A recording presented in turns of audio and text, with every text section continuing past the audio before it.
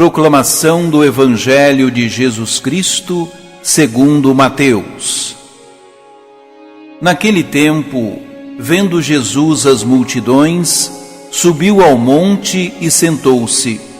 Os discípulos aproximaram-se e Jesus começou a ensiná-los. Bem-aventurados os pobres em espírito, porque deles é o reino dos céus. Bem-aventurados os aflitos, porque serão consolados. Bem-aventurados os mansos, porque possuirão a terra. Bem-aventurados os que têm fome e sede de justiça, porque serão saciados. Bem-aventurados os misericordiosos, porque alcançarão misericórdia. Bem-aventurados os puros de coração, porque verão a Deus.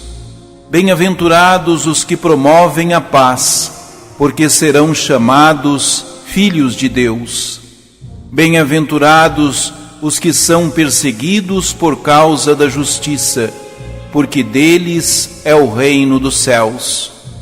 Bem-aventurados sois vós, quando vos injuriarem e perseguirem, e mentindo, disserem todo tipo de mal contra vós, por causa de mim. Alegrai-vos e exultai, porque será grande a vossa recompensa nos céus. Palavra da salvação.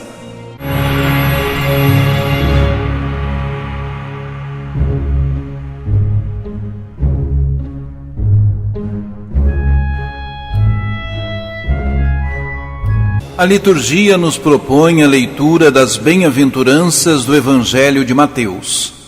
Esse texto, que introduz o discurso da montanha, é considerado o coração do Evangelho de Mateus e o núcleo essencial de todo o ensinamento de Jesus. Na verdade, mais do que um ensinamento, as bem-aventuranças são uma síntese da vida de Jesus, pois as situações que ele apresenta como causa de felicidade são aquelas que ele mesmo experimentou e viveu. Por isso, as bem-aventuranças não são uma doutrina, mas um programa de vida. Descrevem a maneira de viver de Jesus e o que ele propõe aos cristãos e cristãs de todos os tempos como ideal de vida. Encantador do ponto de vista estético, é um texto desafiador, porque convida os cristãos a adotar um estilo de vida que contraria o que muitas sociedades estabeleceram como critérios de felicidade e bem-estar, como o acúmulo de bens, a vida cômoda e o prestígio social. Jesus anuncia que são felizes aquelas pessoas que eram tratadas como infelizes e desgraçadas. Por isso, trata-se de mensagem altamente revolucionária e de consequências transformadoras, cujo resultado é a construção de um mundo ao revés da ordem estabelecida.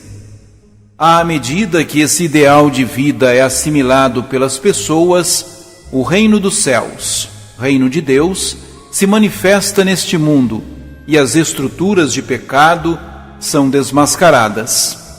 Como o espaço aqui não é suficiente para comentar e refletir sobre cada uma das bem-aventuranças, optamos por considerá-las em seu conjunto.